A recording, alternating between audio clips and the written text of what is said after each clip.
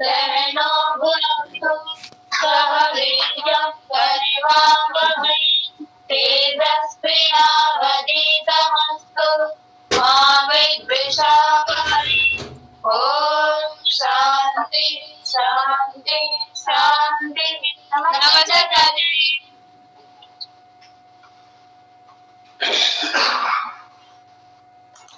समास प्रकरण हमारा चल रहा है। प्रयास करेंगे कि आज पूर्ण हो जाए। उसमें बहुव्रीहि में चर्चा लगभग हो गई थी। जितने प्रकार का बहुव्रीहि प्रायः प्रयोग में आता है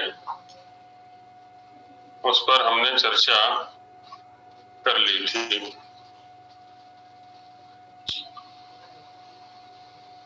और किन्हीं को कोई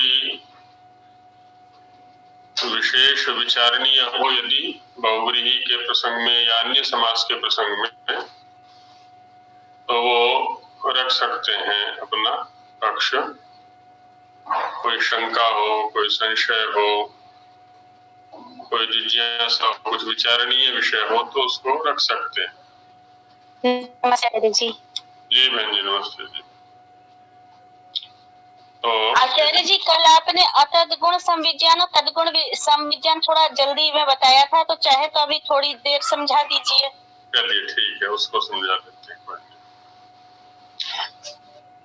समास मैंने उस पर लिख करके डाल दिया था, संभवतः समास वो स्पष्ट हो गया होगा।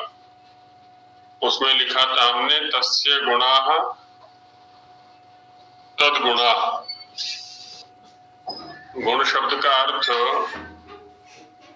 अवयव भी होता है, अन्य अर्थ तो होते ही हैं। एक अर्थ अवयव भी होता है। जैसे प्रयोग करते हैं ना, द्विगुणा रज्जु, दो गुनी रस्सी, द्विगुणम वस्त्रम, द्विगुणा द्विगुणम धनम। तो वैसे वहां जैसे गुण शब्द का अवयव अर्थ में प्रयोग कर रहे हैं, वैसे यहाँ पर भी है। तो तस्य माने बहुव्रीहि गुणाः, बहुव्रीहि के जो अवयव हैं। बहुव्रीहि के अवयव से तात्पर्य क्या है? जिन पदों का बहुव्रीहि किया जा रहा है वो हो गए तद्गुण, है ना। तस्य गुणाः तद्गुणाः। तद्गुणाः का तात्पर्य हुआ बहुव्रीहि अवयवाः। तद्गुणानां संविज्ञानम यस्मिन्, बहुव्रीहि के अवयवार्थों का संविज्ञान माने बोध या ग्रहण होता है जिस अन्य पदार्थ में या बहुव्रीहि में, वो हो गया तद्गुण संविज्ञान बहुव्रीहि।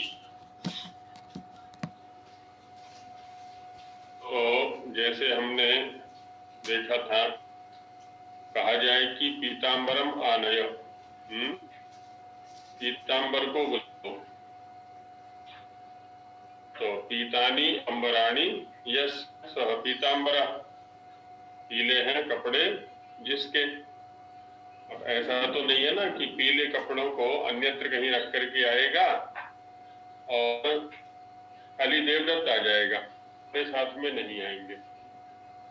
तो पीले कपड़ों के साथ ही देवदत्त आएगा। तो ये पीले कपड़े और देवदत्त तीनों अर्थों का ग्रहण हो रहा है यहाँ पर। पीतानी अंबराणी यस्य, पीले हैं वस्त्र जिसके, किसके? देवदत्त के। तो देवदत्त का तो ग्रहण हो ही रहा है, लेकिन पीले और वस्त्र का भी साथ में ग्रहण हो रहा है। तो ऐसे ही दीर्घकेशः पुरुषः या सुरूपः पुरुषः, शोभनम रूपम यस्य सः सुरूपः, सुरूपः पुरुषः। और कहा जाए कि सुरूपम पुरुषम आनय, जो सुंदर रूप वाला पुरुष है उसको बुलाओ। ऐसा नहीं होगा कि रूप को अन्यत्र कहीं रखकर आए वो और केवल पुरुष आ जाए। रूप सहित ही पुरुष आएगा, रूप सहित पुरुष नहीं आएगा। इसके विपरीत है ना, ये तो तद्गुण संविज्ञान में रहेंगे हमारे। इसी प्रकार से और भी बहुत सारे शब्दों को हम देख सकते है ना। मुक्तः रोगः यस्य सः मुक्त रोगः पुरुषः, जिस रोगी का रोग छूट गया है तो वो हो गया मुक्त रोगः पुरुषः। तो स्वस्थ व्यक्ति है तो स्वास्थ्य के सहित ही आया, स्वास्थ्य रहित तो आएगा नहीं।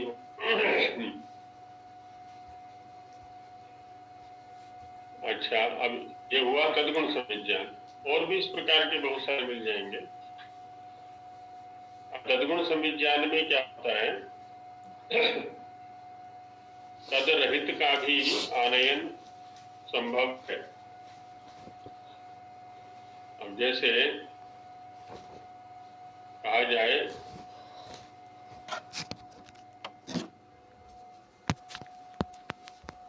पंच रूप्यकाणि धनम यस्य,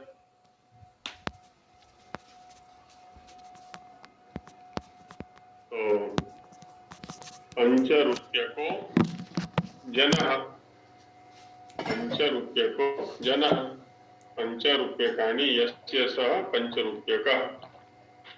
यहाँ आवश्यक नहीं है कि जिसके 5 रुपए धन हो वो 5 रुपए के साथ ही आए, बिना 5 रुपए के भी आ सकता है वो। या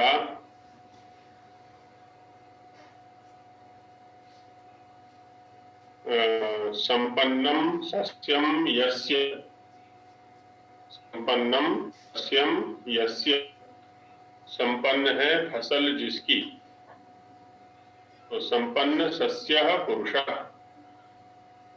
अब यहाँ पर जो संपन्नता है वो तो खेत के अंदर है, सस्य की, फसल की, से कहते हैं फसल को। तो संपन्न सस्यः पुरुषः, संपन्न सस्यम पुरुषम आनय, संपन्न फल वाले पुरुष को बुलाओ। अब निश्चित रूप से पुरुष के साथ में जो संपन्न सस्य है वह नहीं आएगी, उसके बिना ही आनयन हो। तो ये हो जाता है अतद्गुण संविज्ञान, जहां पर बहुव्रीहि के अवयवों के अर्थ का ग्रहण अन्य पदार्थ के साथ नहीं होता, वो हो गया अतद्गुण संविज्ञान। और जहां बहुव्रीहि के अवयवों के अर्थ का ग्रहण अन्य पदार्थ के साथ होता है वह हो गया तद्गुण संविज्ञान। चित्रा गावो यस्य, ये अतद्गुण संविज्ञान हो गया, क्योंकि जो चित्रित गौवे हैं वो अलग हैं, देवदत्त अलग है। चित्रा गावो यस्य, स्वस्वामी भाव संबंध है यहाँ पर।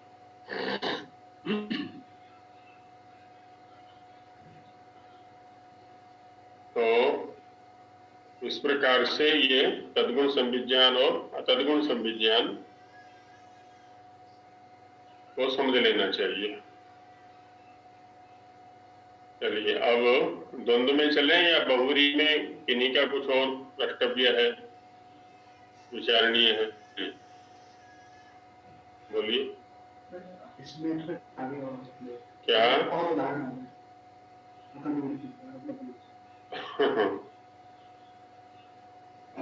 तद्गुण संविज्ञान और तद्गुण संविज्ञान में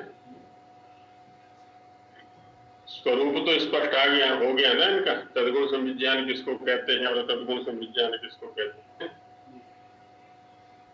अब जैसे एक का नाम है दीपांशु, दीपांशु में क्या समास करेंगे? दीपाः अंशवः यस्य, प्रकाश वाली या चमक वाली किरणें हैं जिसकी, ऐसा सूर्य है ना। दीपाः अंशवः यस्य सः दीपांशु, दीपांशु सूर्य। तो क्या सूर्य कभी अपनी युक्त अंशुओं से अलग हो सकता है? से अलग हो सकता है? नहीं हो सकता। ये हो गया तद्गुण संविज्ञान। ऐसे ही एक शब्द है शीतांशु। शीताः अंशवः यस्य। शीतांशु चंद्र। चंद्रमा के लिए शीतांशु शब्द आता है, तो ये भी तद्गुण संविज्ञान में आ गया। तो चित्रगुहु, शबलगुहु, है ना, ये अतद्गुण संविज्ञान में। शबलाः गावो यस्य, हाँ, बहूनि पुस्तकानि यस्य सः बहु पुस्तकः, अतद्गुण संविज्ञान। तो ऐसे बहुत सारे शब्द मिल जाएंगे, और भी जितने भी हैं, कितने भी कर सकते हैं इनको। हाँ जी, कर्मधारय होता है वहां पर।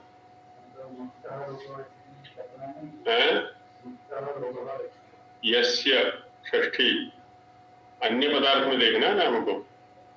यदि प्रथमार्थ में करेंगे तो क्या करेंगे? मुक्तः रोगः यः, वो तो कर्मधारय में चला गया। मुक्तस्यासौ रोगः, मुक्त रोगः, ऐसा हो गया।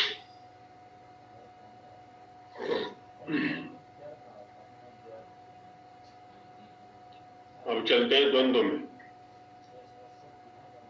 और भी बहुव्री के बहुत सारे प्रकार हैं, उसके सूत्र मैंने बता दिए थे। शेषो बहुव्री से आरंभ करके एन सहेति तुल्य योग्य तक, द्वितीय अध्याय के द्वितीय पाद में जो ये सूत्र है वो बहुव्री समास के हैं सारे। और द्वंद्व समास के लिए एक ही सूत्र दिया पाणिनि महाराज ने, चार थे द्वंद्व। हाँ जी, चार थे द्वंद्व, 29वां सूत्र है ये, 2 2 29। चार थे, प्रथमा सप्तम एकवचनांतम द्वंद्व प्रथमा एकवचनांतम। चस्य अर्थ चार्थ, च का अर्थ।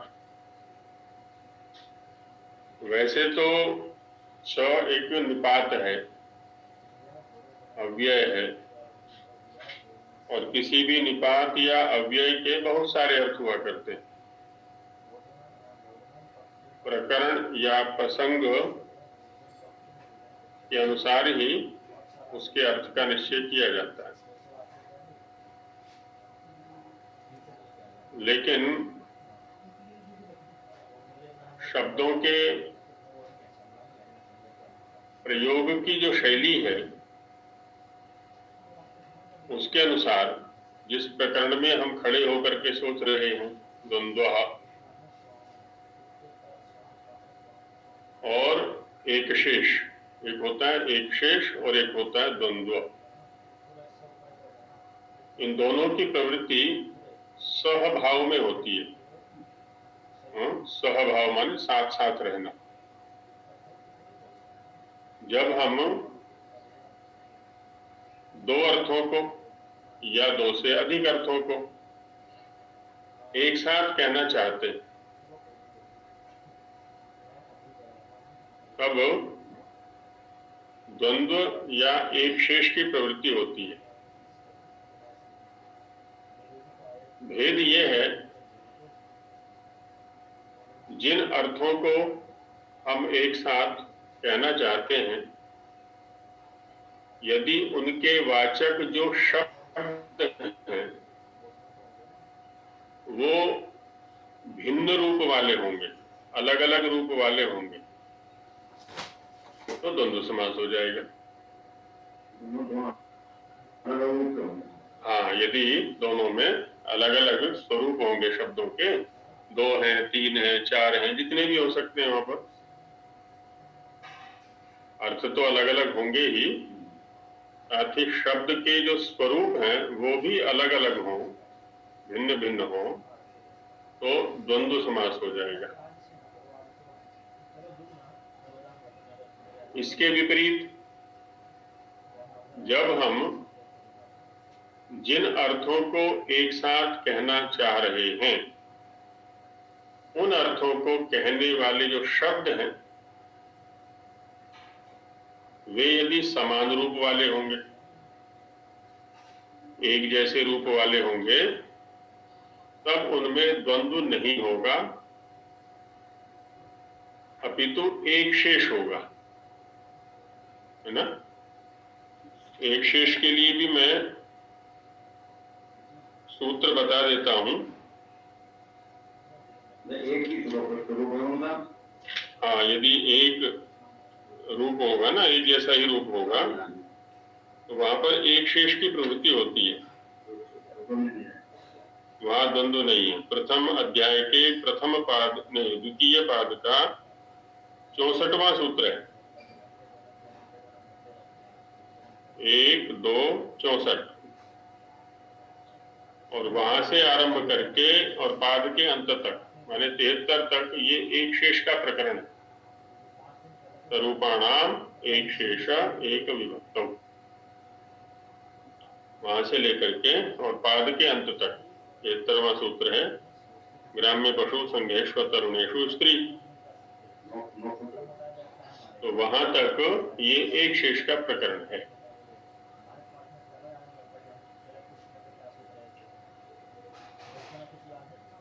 तो द्वंद्व या एक शेष का प्रसंग क्या रहा? सहभाव, इन्हीं अनेक अर्थों को एक साथ कहने की इच्छा। यदि अनेक अर्थों को हम अलग अलग कह रहे तब तो कोई समस्या ही नहीं है, लेकिन जब अनेक अर्थों को एक साथ कहने की इच्छा हो तब द्वंद्व अथवा एक शेष की प्रवृत्ति होती है, और इनके प्रवृत्ति क्षेत्र हमने देख लिए, अब उदाहरणों में देख लेंगे।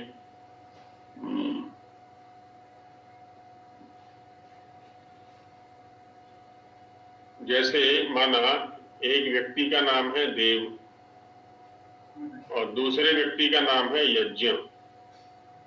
हाँ जी, क्या कह रहे हैं? द्वंद्व में जैसे अनेक अर्थों को कहने की विवक्षा हो, अनेक अर्थों को कहने की विवक्षा हो, साथ ही जिन अनेक अर्थों को हम एक साथ कहना चाहते हैं उनके वाचक जो शब्द हैं, उनको कहने वाले जो शब्द हैं, उनका रूप अलग अलग हो, तब द्वंद्व होगा। और जिन अर्थों को हम एक साथ कहना चाहते हैं उनको कहने वाले शब्दों का रूप यदि एक हो, समान हो, तो वहां द्वंद्व नहीं अपितु एक शेष होगा। प्रवृत्ति क्षेत्र समान है दोनों के, शब्दों के स्वरूप के स्तर पर भेद है। जैसे हम सोच रहे थे अभी, माना एक व्यक्ति का नाम है देव और एक व्यक्ति का नाम है यज्ञ, और एक व्यक्ति का नाम ले लेते हैं हम मित्र, थोड़ी देर के लिए 3 व्यक्ति ले लिए हमने, तो देव, यज्ञ और मित्र। यदि हम ये कहें देवः गच्छति, कोई समस्या नहीं, देव जाता है, मित्रः गच्छति, मित्र जाता है, यज्ञः गच्छति, यज्ञ जाता है। यहाँ पर तो क्या हुआ, हमें अलग अलग कहने की विवक्षा हुई, 3 अर्थ हैं और तीनों अर्थों को अलग अलग कह दिया, कोई समस्या नहीं। अब हम ये चाहते हैं कि भाई तीनों व्यक्ति एक ही क्रिया को कर रहे हैं ना, वो गच्छति को, क्यों ना इन तीनों का कथन एक साथ ही कर दिया जाए, ये विवक्षा है हमारी। तो कैसे करें? हाँ, क्रियापद एक ही प्रयोग करना पड़े और किसी तरह से ऐसी विधा अपनाई जाए कि इन तीनों का भी एक साथ प्रयोग कर दें, अलग अलग विभक्ति का प्रयोग ना करना। तो हम क्या कहेंगे? देव यज्ञ मित्राः गच्छन्ति, ये द्वंद्व हो गया, है ना। देव यज्ञ मित्राः गच्छन्ति, ये द्वंद्व हो गया। इसके विपरीत देखें, यदि देव नाम के ही 3 व्यक्ति हैं, 3 व्यक्ति जैसे हाँ जी, क्योंकि ये तीनों के स्वरूप में अलग अलग भेद है। देव का स्वरूप अलग है, यज्ञ का अलग है, मित्र का अलग है। यहाँ तो द्वंद्व की प्रवृत्ति हो गई। अच्छा, अब यदि तीनों का नाम देव ही है, गुरुकुलों में, सेना में ऐसा हो जाता है ना, या सोसाइटी में रहते हैं, अधिकतर लोग गांव में हैं, एक ही नाम के कई व्यक्ति हो जाया करते हैं। तो माना कि 3 व्यक्ति हैं या 4 व्यक्ति हैं और चारों का नाम देव है, तो चारों को हम एक साथ किसी क्रिया से संयुक्त करके बोलना चाहते हैं, तो वहां ऐसा नहीं कहेंगे देव देव देव देवाः गच्छन्ति, बल्कि इन चारों देवों में से किसी एक देव का प्रयोग कर देंगे बस, देवाः गच्छन्ति। तो 4 देव में से एक देव शेष रह गया, इसको बोल देते हैं एक शेष।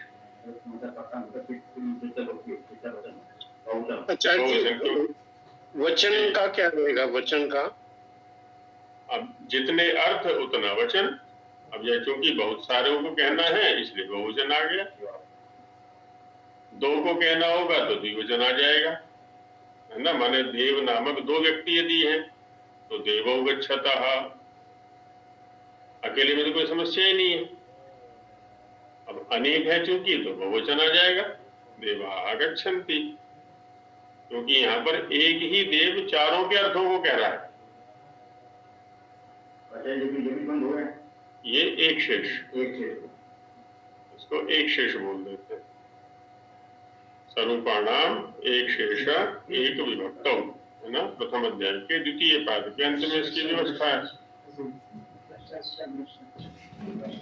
अब इस नियम को लेके हम कहीं भी जा सकते हैं, चाहे वृक्ष शब्द ले ले, चाहे पुस्तक ले ले। अब जैसे माना पुस्तकम पठति, कोई समस्या नहीं है, एक पुस्तक है, एक पढ़ने वाला है।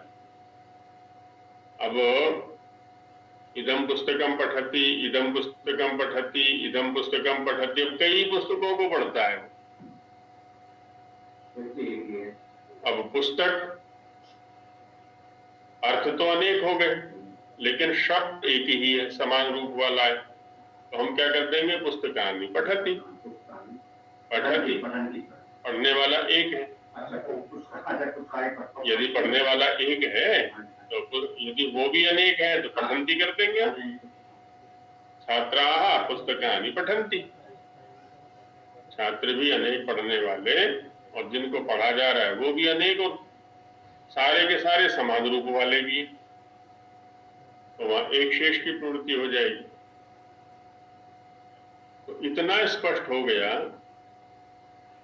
कि च के अनेक अर्थ होते हुए भी यहाँ जो अर्थ लिए जाएंगे द्वंद्व के प्रसंग में, वो ऐसे लिए जाएंगे जहां पर सहभाव अभिष्ट हो। सह माने साथ, भाव माने होना, साथ साथ रहना, अकेले नहीं। तो इसके लिए एक होता है समुच्चय, एक होता है इतरेतर योग, एक होता है अन्वाचय, और एक होता है समाहार। 4 अर्थ होते हैं, समुच्चय, अन्वाचय, इतरेतर योग और समाहार, ये 4 अर्थ होते हैं। ठीक है, समुच्चय, अन्वाचय, इतरेतर योग और समाहार। च के सहभाव के प्रसंग में चर्चा चल रही है। वैसे तो च के और भी अर्थ होते हैं, लेकिन जिस प्रसंग में प्रकरण में हम खड़े हुए हैं वहां पर जो अर्थ आ सकते हैं उनमें से 4 अर्थ आते हैं, समुच्चय, अन्वाचय, इतरेतर योग और समाहार। जी बहन जी कुछ कहना चाह रही है नलिनी जी? हाँ जी, ये जो हमने एक शेष किया है समास, तो उसमें और बहुवचन में क्या अंतर हुआ फिर? अगर पुस्तक, जैसे आपने बताया पुस्तकानि पठन्ति या पुस्तकानि पठति, तो पुस्तकानि तो बहुवचन में भी वैसे ही प्रयोग होता है। ठीक प्रश्न किया आपने। वहां जो बहुवचन का प्रयोग कर रहे हैं वस्तुतः वो एक शेष वाला ही है, क्योंकि जो रूप हमने याद किए हैं, जो प्रयोग किया, उसमें व्याकरण की प्रक्रिया तो कोई नहीं लगाई ना अभी तक। ये कह दिया कि रूप याद कर लेना, तो हमने कर लिया। पुरुषा पुरुषौ पुरुषाः, पुरुषम पुरुषौ पुरुषान्। वहां एक शेष का नियम लग रहा है, द्विवचन में भी बहुवचन में भी। यदि शब्द भी एक है और अर्थ भी एक है, तो द्विवचन या बहुवचन आने का मतलब ही नहीं बनता। जी। शब्द भी एक, अर्थ भी एक, तो एक ही वचन आएगा। शब्द एक लेकिन अर्थ दो, तो द्विवचन आएगा। जी। शब्द एक, अर्थ अनेक, तो बहुवचन आ जाएगा। तो प्रक्रिया होती है वहां एक शेष वाली, ऐसा नहीं। तो इसका मतलब जो हम लोग रूप सब देखते हैं, उसमें जो व्याकरण का प्रिंसिपल यूज हो रहा है वो ये। हाँ हाँ, बिल्कुल बिल्कुल ठीक समझे आपने। वहां पर ये नियम लग रहा है। उसमें जो नियम प्रयोग में आ रहा है वो एक शेष का है, एक शेष वाला। जी। नहीं तो एक शब्द से बहुवचन क्यों आएगा? इसलिए आ रहा है क्योंकि हम एक शब्द से अनेक अर्थों को एक साथ कहना चाह रहे हैं, इसलिए वहां बहुवचन का प्रयोग किया जा रहा है। धन्यवाद। जी,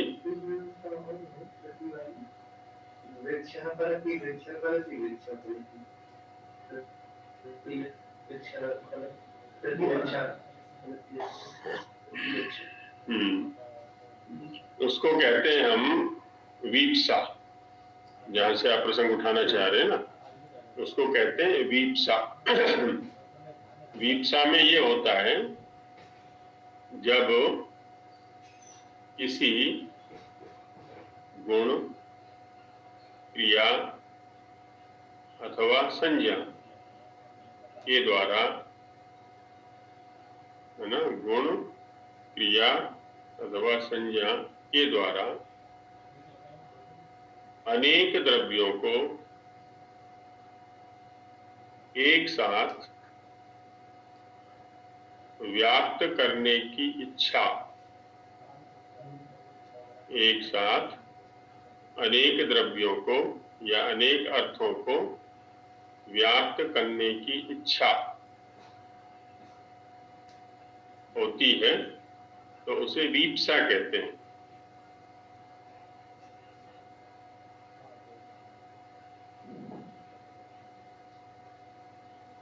जो प्रसंग आपने उठाया, जैसे वहां कहना चाहते हैं, अब हमारे पास में क्या है ना, 100 वृक्ष लगे हुए हैं। अब एक व्यक्ति को कहा गया कि भाई वृक्षों में पानी दो। अब ये जो वृक्षों शब्द प्रयोग किया, ये एक शेष वाला प्रयोग हो गया, है ना, वृक्षान सिंच। अब इतने से उसको संतुष्टि नहीं हुई, ये तो कह दिया कि वृक्षान सिंच। अब उसके मन में संशय ये रहा कि मैंने कह तो दिया, पर ये पता नहीं प्रत्येक वृक्ष में पानी डालेगा कि नहीं डालेगा। तो उसके लिए उसको कहेगा कि वृक्षम वृक्षम सिंच, है ना।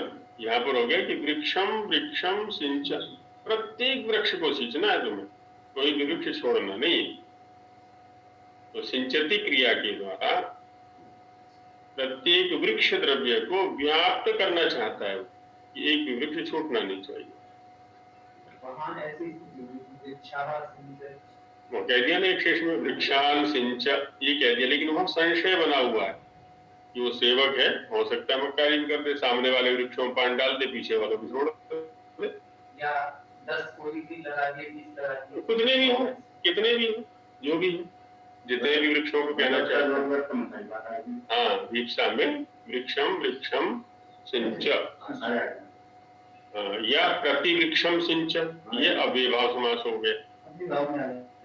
हाँ, वो अभिभाव के द्वारा भी कह सकते हैं, प्रतिवृक्षम सिंच ये भी कह सकते हैं, वृक्षम वृक्षम सिंच ये भी कह सकते हैं। हमारे पास में 10 पुस्तकें रखी हुई हैं, तो उसमें से ये कहते हैं, एक तो कहेगी पुस्तकानि पठ, पुस्तकें पढ़ो, इतने से संतुष्ट नहीं कहा कि पुस्तकम पुस्तकम पठ,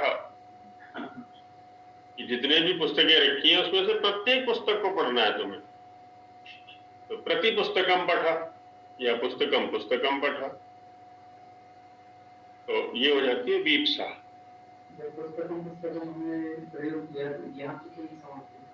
यहाँ समास नहीं है, यहाँ पर द्विवचन की व्यवस्था है, नित्य वीप्सयो हो। अष्टम अध्याय के प्रथम पाद में आरंभ में ही जो सर्वस्य द्वे का प्रकरण है वहां पर नित्य वीप्सयो हो एक सूत्र है, तो द्विवचन की व्यवस्था, 2 बार कहने की व्यवस्था है कि जिन पदार्थों में वीप्सा होती है उसको द्विवचन कर दिया जाता है। जी सोमदत्त महाशय जी कुछ कहना चाह रहे हैं। हाँ जी, वीक्षा का अर्थ इच्छा है क्या जी? वीक्षा अर्थ वीक्षा नहीं, वो होती है विवक्षा, यहाँ है वीप्सा, व ई दीर्घ ई आधा स आवीप्सा। ठीक है, वीप्सा हुई है, वीप्सा, तो इसका अर्थ क्या है जी? व्याप्तुम इच्छा, व्याप्त होने की इच्छा, वीप्सा। अब किसमें व्याप्त होने की इच्छा, उसको हमने हिंदी में लिखा था अभी। अच्छा, जब किसी गुण क्रिया या संन्यास के द्वारा अनेक अर्थों को एक साथ व्याप्त होने की इच्छा होती है तो उसे वीप्सा कहते हैं। आचार्य जी, तो ऐसे जी फलम फलम आनाया बोलेंगे तो जितने फल है सारे लाने के लिए बोलेंगे। हाँ, अब बात ये है ना कि मंडी जा रहे हो, फलामी आनय, एक तो ये हो गया, ये भी फल ले आना। दूसरा है कि फलम फलम आनय, मंडी के अंदर एक भी फल छूटना नहीं चाहिए, प्रत्येक फल को लाना। अब ये वक्ता का अभिप्राय देखना पड़ेगा कि मंडी में जितने माने जितनी भी क्वांटिटी में फल रखे हैं, 2 कुंटल है, 4 कुंटल है, 50 कुंटल है, जो भी है वो सारे लाने हैं, या प्रत्येक फल में से 1-1, 2-2 या 1-1 किलो लाने हैं, वो वहां देखना पड़ेगा, विवक्षा देखनी पड़ेगी। मात्रा और प्रकार दोनों प्रकार से हो सकता है, वो वहां देखना पड़ेगा, वो प्रकरण बताएगा, तो ऐसा रहता है। इसलिए प्रकरण की बड़ी महत्वपूर्ण भूमिका रहती है। तो द्वंद्व समास में हम चल रहे थे, तो वहीं लौटते हैं। तो समुच्चय में क्या होता है, सह विवक्षा तो होती है, लेकिन प्रत्येक पदार्थ की प्रधानता भी होती है। प्रत्येक पदार्थ की प्रधानता भी होती है। अब जैसे हमने एक उदाहरण लिखा देव यज्ञ और मित्र का। अब देव यज्ञ और मित्र यदि मिलके क्रिया करना चाहें तब तो ठीक है, सहभाग हो गया। और यदि ये कहें कि भाई मैं तो अपनी क्रिया स्वतंत्र रूप से करूंगा, मैं अपनी करूंगा और मैं अपनी करूंगा, तो जैसे आज परिवारों में विखंडन हो रहा है, क्यों हो रहा है? वहां पे तो यही है, मैं अपनी कमाई करूंगा, मैं अपनी कमाई करूंगा, मैं अपनी कमाई। अब यह सहभाव नहीं है, हालांकि क्रिया एक है, लेकिन वो मिलके नहीं करना चाहते, वो अलग अलग करना चाहते हैं। सह या एक क्रिया के होते हुए भी, तो ऐसे में तो क्या है, मिलकर के जब क्रिया करना ही नहीं चाहते तो मिलेंगे कैसे? तो प्रत्येक पदार्थ स्वतंत्रता चाहता है। यहाँ पर समुच्चय में ये होता है। च का अर्थ है ये, है ना, जैसे हम कहेंगे देवश्च यज्ञश्च मित्रश्च गच्छन्ति, देवश्च मित्रश्च यज्ञश्च गच्छन्ति। इसका मतलब ये हो गया कि ये मिलके चलने वाले नहीं है, अलग अलग ही चलने वाले हैं ये। यहाँ पर च का अर्थ है, अब समास नहीं होने वाला है क्योंकि मिलना चाहते ही नहीं हो। तो इस तरह से यहाँ द्वंद्व नहीं होगा, समुच्चय में समास नहीं होता, अलग अलग ही प्रयोग होता है। अनुवाचय में क्या होता है, एक प्रधान होता है और एक गौण होता है। अनुवाचय में एक की प्रधानता है, दूसरे की गौणता है। अब एक प्रधान हो और एक गौण हो तो वहां भी समास कैसे हो? जैसे एक बार एक विद्यार्थी को सब्जी मंडी भेजा, उदाहरण ले रहे हैं, वैसे तो प्रत्येक घर में से उदाहरण उठ सकता है, कहीं से भी उठा सकते हैं। गर्मियों का समय है कि भाई तरबूज ले आओ जाकर के, मंडी में जाकर के तरबूज ले आओ। फिर बोला खरबूजे यदि मिल जाए तो वो भी ले आना। अब यहाँ देखना है, तरबूजों के प्रति तो निश्चितता है। अच्छा, अब कहा कि खरबूजे यदि मिल जाए तो वो भी ले आना। अच्छा, खरबूजे यदि ना मिले तो तरबूज को लाए कि ना लाए वो? तरबूज की प्रधानता है, खरबूजे की गौणता है। खरबूजा मिले तो ले आना, ना मिले तो मत लाना, लेकिन तरबूज अवश्य ले आना, तरबूज तो लाना ही है। तो यहाँ पर दो अर्थ हैं, स्वभाव भी हो सकता है, लेकिन है क्या, सांशयिक सी स्थिति है, संशयास्पद है।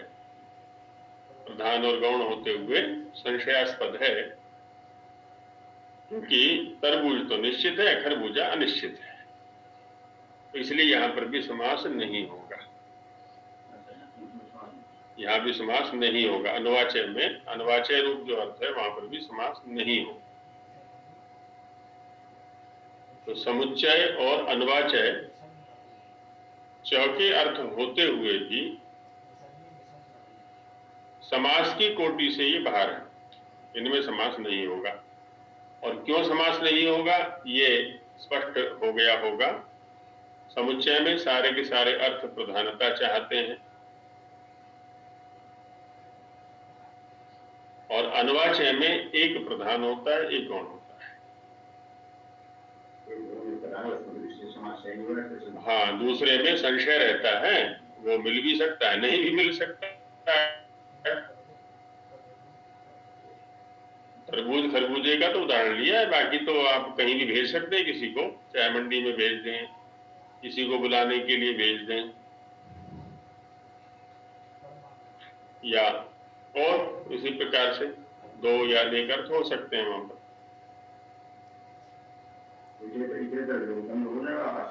हाँ, ये इन दो अर्थों में होगा।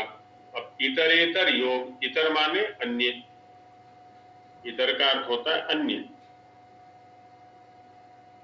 और दो बार इतर इतर शब्द का प्रयोग किया। इतर इतर इतर आधगुणा संधि हो गई है, और योग माने संबंध।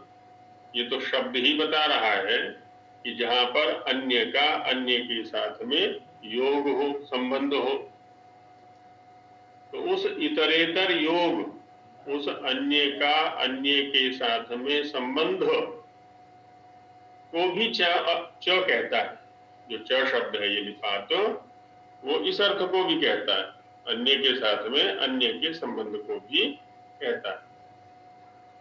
समुच्चय को भी कहता है, अनुवाचय को भी कहता है, और इतरेतर योग को भी कहता है। जहां जब योग है ही एक का दूसरे के साथ में, तो समास हो जाएगा वहां पर। यहाँ तो ऐसी स्थिति हो गई कि भाई गति कर रहे हैं, चलो दोनों मिलके करेंगे, मैं तुम्हारे साथ चलूंगा, तुम मेरे साथ चलो, और दोनों मिल करके यात्रा करते हैं, या पढ़ाई करते हैं, या भोजन करते हैं, कोई भी क्रिया ले सकते हैं। तो देव यज्ञ मित्राः, जैसे ये ले लिया हमने, उदाहरण लिखा था, देव यज्ञ मित्राः, चाहे गच्छन्ति कह लें, चाहे पठन्ति कह लें, लिखन्ति कह लें, वदन्ति कह लें, कुछ भी ले सकते हैं हम यहाँ पर। तीनों के तीनों मिलकर के उस क्रिया को करना चाहते हैं, लेकिन ध्यान ये भी रखना है कि तीनों के तीनों ही क्रिया को करेंगे, शामिल बाजा नहीं बजेगा।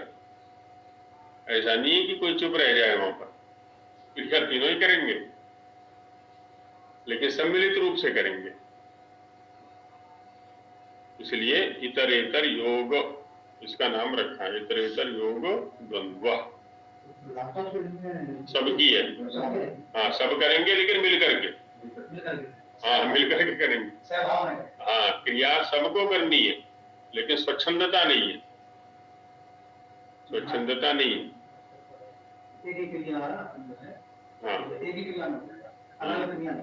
हाँ और अलग अलग क्रिया होनी भी नहीं है। इसको हम एक और उदाहरण से समझ सकते हैं। जैसे एक भार है 2 क्विंटल का, या जितना भी 1.5 क्विंटल का ले लें, 2 क्विंटल, एक व्यक्ति नहीं उठा सकता। माना कि 5 व्यक्ति मिलकर के उठाते हैं उसको। कोई बोरा है या लकड़ी गट्ठर, ये जो लकड़ी कटी है, पेड़ कटा है, तो उसका आना है, 5 व्यक्ति मिलकर के उसको उठाते हैं। अब उठाने वाला कौन है उसमें? 5 हैं या कोई एक है? 5 है। 5 में से यदि कोई एक भी चाहे कि मैं मक्कारी कर दूं, तो गट्ठर नहीं उठेगा। रस्सा कसी करते हैं। रस्सा कसी में यदि एक ने विपक्षियों से घूस खा ली हो, एक्टिंग तो वो पूरी करेगा, हाँ, लेकिन जो जोर नहीं लगाएगा, बल नहीं लगाएगा, तो हार जाएंगे वो। तो वैसे यहाँ पर भी है, क्रिया तो करेंगे वो, क्रिया होगी, प्रत्येक को करना होगा और मिलकर के करना है। तो यहाँ पर हो गया इतरेतर योग, एक का अन्य के साथ या अन्य का अन्य के साथ में योग माने संबंध। इसलिए कहा है कि अनेकम, अनेकम अन्य पदार्थ से अनेकम की अनुवृत्ति यहाँ पर ले लेते हैं। 4 थे द्वंद्व में अनेकम का संबंध लगा लेते हैं यहाँ पर भी, अनेकम अन्य पदार्थ से। इसलिए 4 थे वर्तमानम अनेकम सुबंतम समस्यते द्वंद्वश्च समासो भवति। 4 के अर्थ में वर्तमान जो अनेक सुबंत हैं, यहाँ कोई सीमा नहीं है कितने सुबंतों का समास होना है। 2, 3, 4, 5, 50, 100 जितने भी हो सकते हैं, कोई इयत्ता नहीं है, कोई परिमाण नहीं है। अच्छा, यहाँ जो एक चीज देखने की है थोड़ी, वो ये है, ये ठीक है कि अनेक पदों को एक साथ रखा हमने और एक समास बना दिया, एक समुदाय बना दिया शब्दों का। अब उस समुदाय में लिंग विभक्ति वचन किसके अनुसार हो, लिंग की समस्या रहेगी। वचन तो अब चूंकि अनेक अर्थ हैं तो बहुवचन होगा ही यहाँ पर। मुख्य रूप से तो लिंग की समस्या है। तो लिंग की समस्या का समाधान करते हैं कि जो अंतिम पद होगा उसका जो लिंग है वही समुदाय का लिंग रहेगा। यदि अंतिम पद स्त्रीलिंग है तो समुदाय भी स्त्रीलिंग में रहेगा। अंतिम पद पुल्लिंग है, समुदाय भी पुल्लिंग में रहेगा। अंतिम पद नपुंसकलिंग है, समुदाय भी नपुंसकलिंग है। अब जैसे सीता च रामश्च, अब सीता स्त्रीलिंग है और राम पुल्लिंग है, तो क्या बने? सीता रामौ, क्योंकि राम पुल्लिंग है, अंत में उसका प्रयोग हो। अब इसको उल्टा कर दें, रामस्य सीता च। अब अंत में आ गया सीता, वो स्त्रीलिंग है, तो स्त्रीलिंग का द्विवचन आ जाएगा, राम सीते, है ना। अब इस सिद्धांत को लेकर के हम कहीं भी जा सकते हैं, कितने भी शब्द रख लें हम, तो नियम यही लगेगा, विभक्ति और वचन विवक्षा के अनुसार हो जाएगा। दो हैं तो द्विवचन हो जाएगा, अनेक हैं तो बहुवचन हो जाएगा। विभक्ति जिस भी कारक की विवक्षा होगी उस कारक के अनुसार विभक्ति हो जाएगी। हाँ, राम सीते गच्छतः कह लें या सीता रामो गच्छतः कह लें, है ना, ऐसा कर सकते हैं।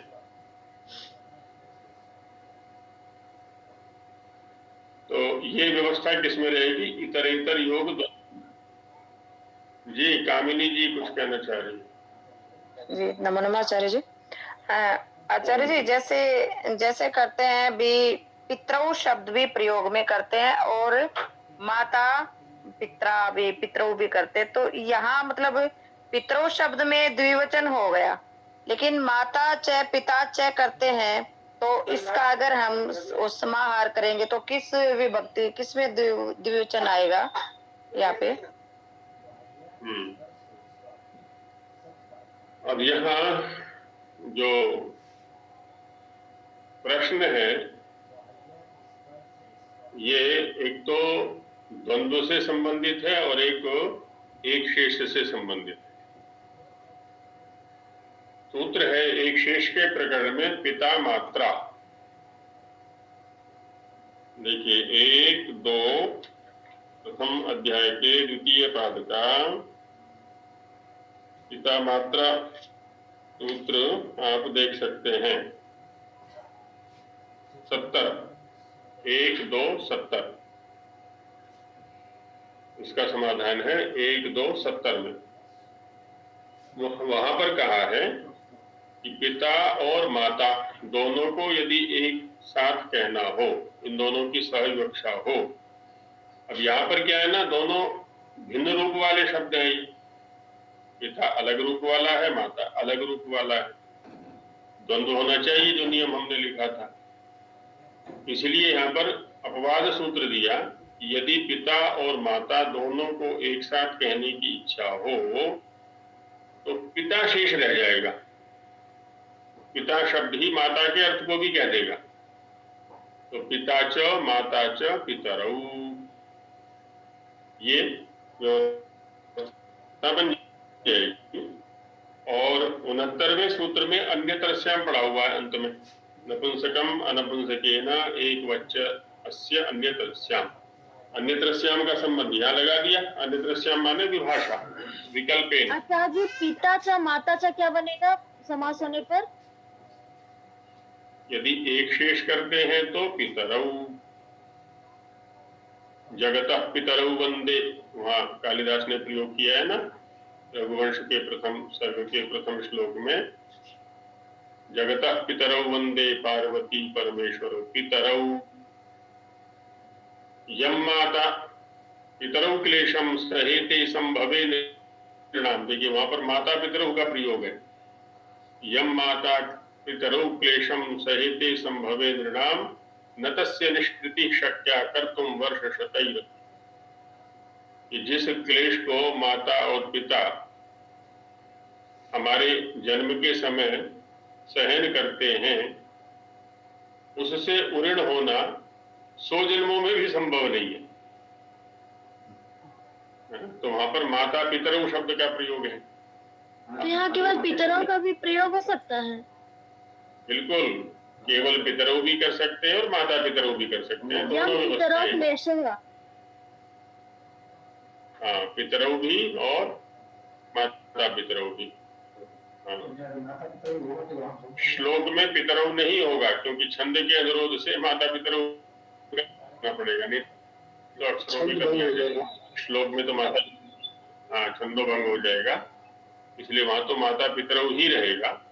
बाकी पितरौ का मैंने दूसरा प्रयोग दिखा दिया है कालिदास का, जगतः पितरौ वंदे, तो वहां पितरौ का प्रयोग है, तो अर्थ है माता पितरौ। माता और पिता, तो दोनों व्यवस्थाएं रहेंगी बहन जी। माता पितरों भी रहेगा द्वंद्व के अनुसार, जब एक शेष नहीं होगा, और जब एक शेष होगा तो पितरों, ऐसे व्यवस्था रहेगी।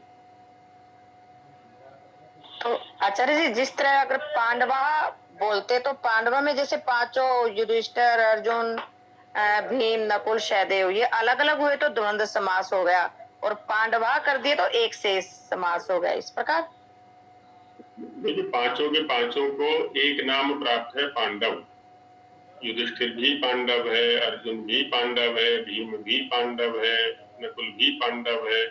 तो पांडवश्च पांडवश्च पांडवश्च, अब ये समान रूप वाला शब्द हो गया, तो इसलिए उसको पांडवा एक ही शब्द से बहुवचन करके निर्देश कर दिया सबका। और यदि पांचों के नाम आप लेंगी तो द्वंद्व हो जाएगा वहां पर, क्योंकि वो भिन्न रूप वाले शब्द हो गए। युधिष्ठिर, भीम, अर्जुन, नकुल, सहदेव, है ना, इन पांचों के नाम आप लेंगे तो द्वंद्व होगा। आचार्य जी, ये पितरों का जो उदाहरण दिया है, ये जो कामनी व्यंजी प्रश्नाचारी है, इसका जैसे माता पिता वाले में तो पितरों एक शेष में रह गया, इसके अतिरिक्त कोई एक और उदाहरण बताओ जिसमें एक शेष रहा, वो उदाहरण नहीं पकड़ पाई कामनी वाले। नहीं, भिन्न रूप वाले में पूछना चाह रहे हैं कि समान रूप वाले में पूछना चाह रहे हैं? समान रूप वाले में, जैसे माता पिता में माता पिता में पिता हो गया, ऐसा ही वो एक उदाहरण और दें आप। हाँ जी, समान रूप वाले में तो अभी बताया ना, पांडव शब्द है, जैसे ये भी पांडव है, यह भी पांडव है, यह भी पांडव है। अलग अलग व्यक्तियों को पांडव शब्द के द्वारा कहा जा रहा है, तो क्या हुआ, वहां पर पांडव शब्द अलग अलग व्यक्तियों को कह रहा है, तो एक पांडव शब्द से अनेक व्यक्तियों को कैसे कहें? वहां जो विधा है, प्रकार है, वो एक शेष है। यह भी पांडव है, यह भी पांडव है, यह भी पांडव है, यह भी पांडव है। अब जितने व्यक्ति उतने शब्दों का प्रयोग होना चाहिए। हम चाहते हैं कि एक ही शब्द से सभी को कह दिया जाए, तो एक शेष कर दिया जाता है वहां पर, पांडवाः, ब्राह्मणाः, छात्राः, कौरवाः। अब जैसे माता पिता में तो भिन्न भिन्न रूप वाले थे आचार्य जी। हाँ, ये माता पिता में क्योंकि भिन्न रूप वाले शेष माता पिता की है। हाँ, भिन्न रूप का दूसरा उदाहरण दो। नहीं, देखिए, माता पिता जो सूत्र है, पिता मात्रा, वो तो केवल इसी के लिए बना हुआ है। और यदि दूसरा देखना है तो भ्राता च स्वसा च, देखिए 68वां सूत्र है, भ्रातृपुत्रौ स्वश्री दुहितृभ्याम, भ्राता च स्वसा च, भ्राता कहते हैं भाई को, स्वसा कहते हैं बहन को, तो भ्राता च स्वसा च। अब यहाँ पर क्या हुआ, भ्राता अलग रूप वाला शब्द है ना, 1 2 68, भ्राता च स्वसा च। अब यहाँ पर हम कह देंगे भ्रातरौ, स्वसा शब्द की निवृत्ति हो गई, और भ्रातरौ, है ना, भ्राता शब्द से ही दोनों को कह दिया। ऐसे ही पुत्रश्च दुहिता च, पुत्र और दुहिता, दुहिता माने बेटी, पुत्री।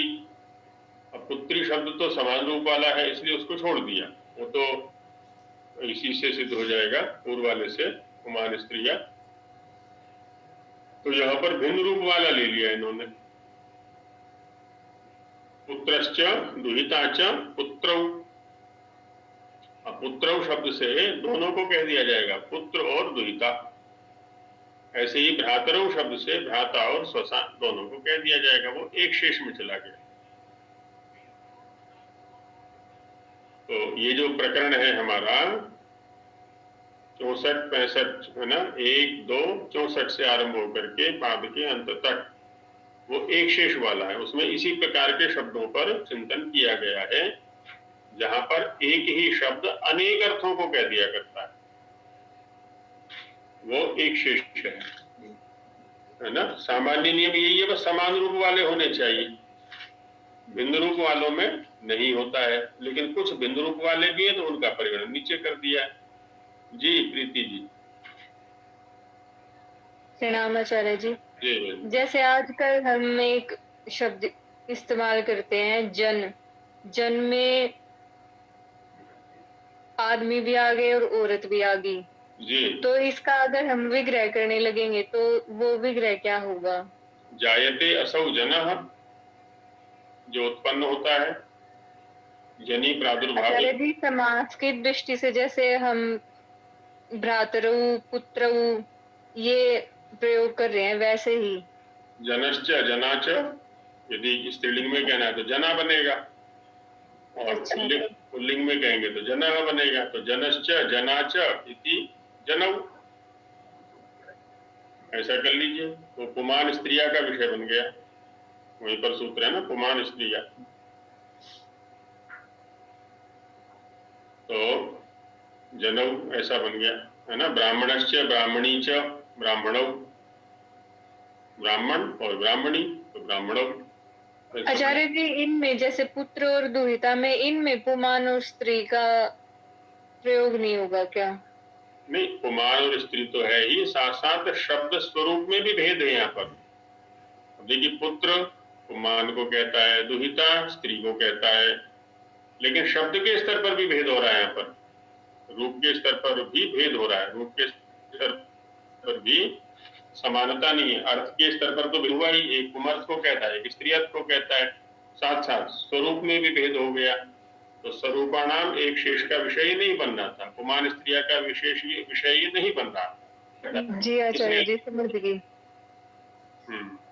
आचार्य जी, जैसे भ्रातृ बोला तो दो भाई होंगे तो उनको भी तो भ्रातृ बोलेंगे, भ्राता और भगिनी को भ्रातृ का बोलते हैं। जैसे माता पिता को पितृ कर दिया तो इस तरह उसमें कैसे ऐसा भी हो सकता है? होगा, पिताच पिताच पितरौ, पिताच माताच पितरौ, दोनों प्रसंगों में पितरौ का प्रयोग आप कर सकते हैं। ऐसे ही भ्राता में भी है, भ्राताच स्वसाच भ्रातरौ, भ्राताच भ्राताच। अब ये तो स्वरूपाणाम एक विशेष तो इसी से सिद्ध हो जाएगा क्योंकि समान रूप वाले हैं, उसमें तो कोई अवरोधक है ही नहीं। भिन्न रूप वाली स्थिति में भी एक शेष हो जाता है, इसको दिखलाने के लिए ये विशेष सूत्र कहे। तो दोनों प्रकार से है उसका प्रयोग। और वास्तव में जो पुमान शब्द होता है ना, पुल्लिंग शब्द जिसको बोलते हैं हम, पुल्लिंग शब्द सामान्य होता है। सामान्य माने जब स्त्रीअर्थ और पुमर्थ दोनों को कहना हो तो पुल्लिंग शब्द का प्रयोग कर दिया जाता है। पुमर्थ और स्त्रीअर्थ तो पुल्लिंग का प्रयोग कर दिया जाता है। जब केवल स्त्रीअर्थ विवक्षा होगी तो स्त्रीलिंग का प्रयोग किया जाएगा। स्त्रीलिंग में स्त्रीलिंग शब्द केवल स्त्रीअर्थ को कहेगा, वो पुमर्थ को नहीं कहेगा कभी भी। लेकिन जो पुल्लिंग शब्द है वो दोनों अर्थों को कह सकता है, स्त्रीअर्थ को भी पुमर्थ को भी। जबकि नपुंसक शब्द की उदारता और अधिक है, वो तीनों अर्थों को कह सकता है, पुमर्थ, स्त्रीअर्थ और नपुंसक अर्थ। इन तीनों को कहने की जो उदारता है, क्षमता है, वो नपुंसक शब्द में है। तो स्त्री शब्द के पास संकोच हो गया अर्थ की दृष्टि से देखा जाए, स्त्री शब्द केवल स्त्री अर्थ को कहेगा, अन्य किसी को नहीं कह सकता। पुमान शब्द सामान्य हो गया। आचार्य जी फिर जैसे अगर मतलब माता और सुता है, माँ बेटी है, तो उसमें भी एक से इस शब्द का प्रयोग हो सकता है या अलग अलग माता च सुता च हम कर सकते हैं? द्वंद्व होगा, एक शेष नहीं होगा, द्वंद्व होगा। इतरेतर योग द्वंद्व की स्थिति बनेगी।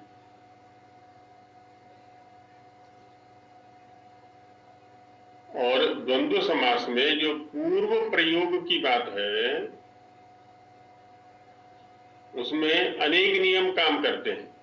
सामान्य रूप से तो जिसमें कम अच होते हैं उसका पूर्व में प्रयोग होता है। एक 2 अच वाला है और एक 3 अच वाला है, तो 2 अच वाले का पूर्व में प्रयोग होता है। अल्पाक्षरम नियम लगता है। हाँ, और जो अधिक पूजावाची है, पूज्य है, उसका पहले प्रयोग होगा, है ना? बड़े का भी पहले प्रयोग होगा और पूज्य का भी पहले प्रयोग होगा। और कहीं पर यदि अनुक्रम विवक्षित हो जाए, जो होता है, जैसे ऋतुओं में है ना? तो ऋतुओं में है तो वहां पर ये नियम नहीं लगेगा कि भाई कमच वाला पहले प्रयोग में आए या पूज्य पहले हो। तो जिस अनुक्रम से ऋतुएं आती हैं उसी अनुक्रम से उनका प्रयोग होगा। चल जी, दिशाओं में भी तो हम अधिकतर ऐसे ही करते हैं, पूर्व पश्चिम, हम पश्चिम पूर्व नहीं बोलते, उत्तर दक्षिण। अनुक्रम विवक्षित होगा तो जो अनुक्रम विवक्षित है उसी अनुक्रम से प्रयोग करेंगे, वहां कम अच वाले का प्रयोग पहले नहीं करेंगे। चल जी, एक संशय और था, जहाँ अभी आपने बताया ये भ्रातृ, तो ये कैसे पता चलेगा कि द्विवचन है या एक शेष है? वो उसके संदर्भ से पता चलेगा? बिल्कुल बिल्कुल। तो अगर कहते हैं भ्रातृ पठतः, तो कैसे पता चलेगा कि भाई, मतलब भाई बहन पढ़ रहे हैं या 2 भाई पढ़ रहे हैं? हाँ, तो उसमें ऐसा होगा ना, आप प्रयोग किस प्रसंग में करेंगे? ये भी हो सकता है कि दोनों पति पत्नी बैठे पढ़ रहे हैं, या भाई बहन बैठे पढ़ रहे हैं, या गुरु शिष्या बैठे पढ़ रहे हैं। उस संशय की निवृत्ति के लिए आप प्रयोग करेंगे भ्रातरौ पठतः। अच्छा, दूसरा, पुरुषों के स्तर पर भी ये संदेह हो सकता है, ये दोनों भाई भाई हैं, ये मित्र मित्र हैं, ये गुरु शिष्य हैं, तब भी आप कह सकते हैं कि भ्रातरौ पठतः। तो प्रकरण बताएगा इसको कि दोनों पुरुष ही हैं या पुरुष और स्त्री दोनों हैं, ऐसा रहता है। तो द्वंद्व और एक शेष के विषय में कुछ चर्चा चली, और भी थोड़ा सा विषय इसमें अभी समाहार रह गया है हमारा द्वंद्व के प्रसंग में, और भी कुछ यदि विचारणीय होगा तो उसको भी कल हम ले लेंगे। अभी चूंकि समय हो गया है तो यही विराम लेते हैं पाठ का। मंत्र पाठ। ओम सहना भवतु सहनौ भुनक्तु सह वीर्यं करवावहै तेजस्विनावधीतमस्तु मा विद्विषावहै।